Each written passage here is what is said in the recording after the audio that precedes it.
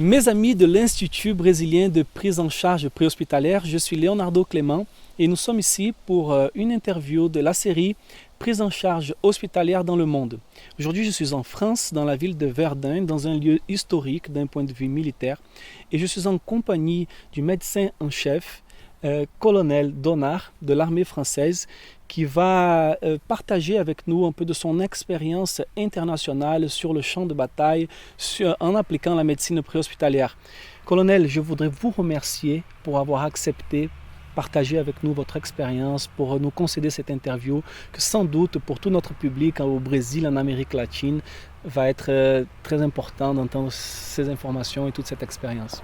Bonjour, je vous remercie tout d'abord de m'avoir proposé cette interview. Je suis particulièrement honoré d'être avec vous ce jour.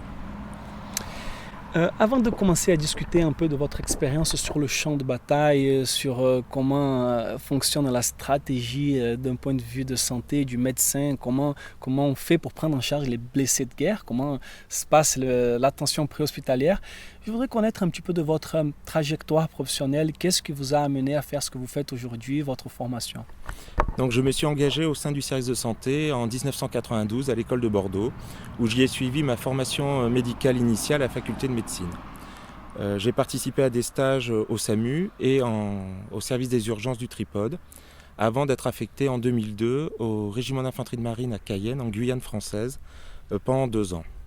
Là-bas, j'ai eu l'occasion de participer à des missions en forêt, où j'ai pu prendre en charge des urgences préhospitalières en milieu isolé et des missions d'évacuation sanitaire pour évacuer différents personnels, soit victimes d'accidents de la route, soit victimes de pathologies en forêt amazonienne.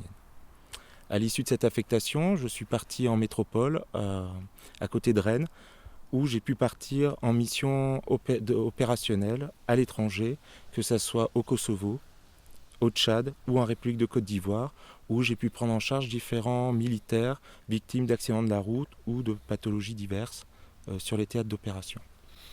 Très bien, colonel. Je vois que vous avez une grande expérience sur le champ, sur plusieurs continents d'ailleurs, en Europe, en Amérique latine, en Afrique, en Europe occidentale. Donc, je voudrais savoir, pour qu'on puisse partager ça avec notre public, quelle est la stratégie qu'utilise l'armée française pour prendre en charge les blessés sur le champ, sur le terrain de bataille? Donc la mission du service de santé français est simple, c'est le soutien avant, pendant et après la projection des militaires français. Dans le cadre des opérations extérieures, la politique du service de santé est la prise en charge en continu du patient entre le champ de bataille jusqu'aux hôpitaux d'infrastructure en métropole, avec différents niveaux de compétences et de soutien. Tout d'abord, il y a le sauvetage au combat de niveau 1, qui est une qualification et une formation que tout militaire français doit posséder avant de partir en opération extérieure. L'objectif est de faire les gestes dans les 5 premières minutes qui suivent l'accident ou la blessure. Le dommage contrôle, stopper les hémorragies qui est la priorité.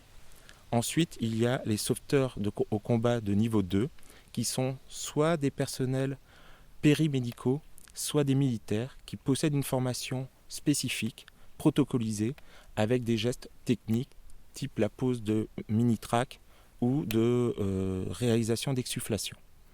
Ensuite intervient le sauvetage au combat niveau 3 qui est réalisé par les médecins et les infirmiers au niveau donc de l'unité médicale opérationnelle qu'on appelle le poste de secours qui arme les rôles 1 du service de santé des armées.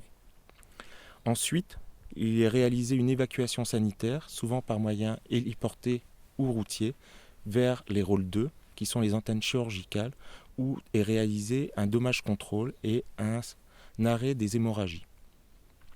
Et un conditionnement pour permettre les évacuations stratégiques vers la métropole au niveau des rôles 4, type la Chia-Percy, qui est à côté de Paris. L'objectif étant qu'en moins de 24 heures, entre le moment de l'accident ou de la blessure, le patient puisse obtenir une structure médicalisée de qualité au sein d'un hôpital militaire en métropole.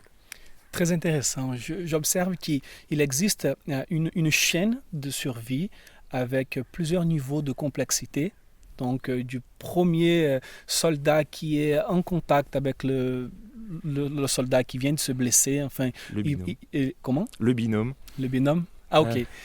Donc nous avons le soldat qui est directement en contact avec son binôme qui vient de se blesser, donc il peut commencer immédiatement les premiers secours, mais ils ne sont pas nécessairement des professionnels issus de la santé, niveau 1 et 2. Tout à fait. C'est-à-dire que l'essentiel, c'est que les 5 minutes de platine, les 5 premières minutes, soient réalisées par n'importe quel combattant.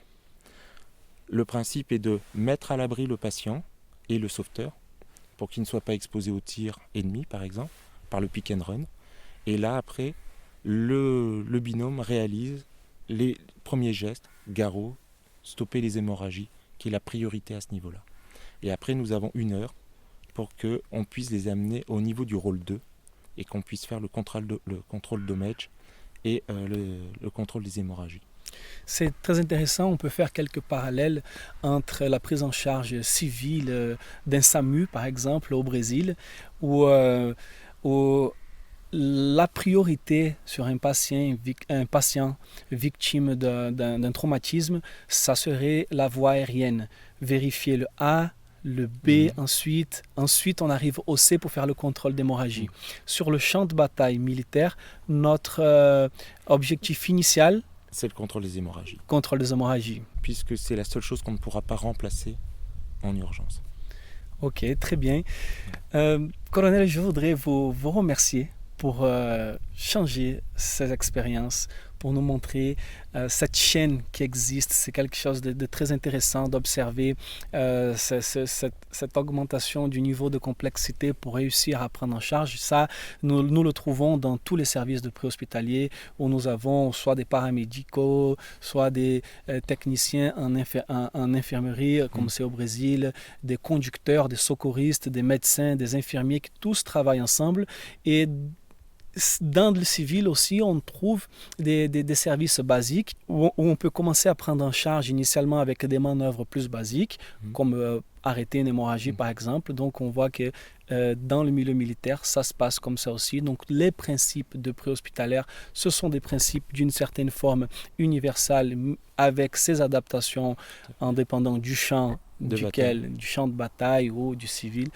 Enfin, ça a été très intéressant cette interview. Je suis sûr que c'est une possibilité de commencer à changer les informations entre deux pays, entre le Brésil, entre la France, entre d'autres pays, beaucoup de pays d'Amérique latine qui sont en train de nous écouter et d'apprendre avec votre expérience. Donc je voudrais vous remercier beaucoup pour cette opportunité. Je vous remercie de votre confiance et le service de santé a comme projet et objectif de s'ouvrir à l'international. Je pense que ce serait une bonne occasion pour l'avenir de partager nos expériences qui sont, je pense, pour tout le monde enrichissantes. Pour nous, ça serait une grande opportunité. Je serais un des premiers à vouloir réellement apprendre avec vous. D'ailleurs, nous avons, je suis sûr, beaucoup d'expériences à changer entre pays, entre peuples. Enfin, ça me fait vraiment très plaisir d'être ici et je suis sûr que nos téléspectateurs vont aussi être ravis d'entendre un peu ces informations que nous ne sommes pas habitués au Brésil à entendre d'un médecin français de l'armée française, un colonel. Donc, merci beaucoup pour cette opportunité. Merci à vous. Et je voudrais aussi vous remercier pour nous accompagner. Merci pour tous vos commentaires. Merci pour tout le soutien. On va se voir dans de prochaines vidéos avec plus d'interviews et plus de contenu de soins préhospitalaires. À bientôt.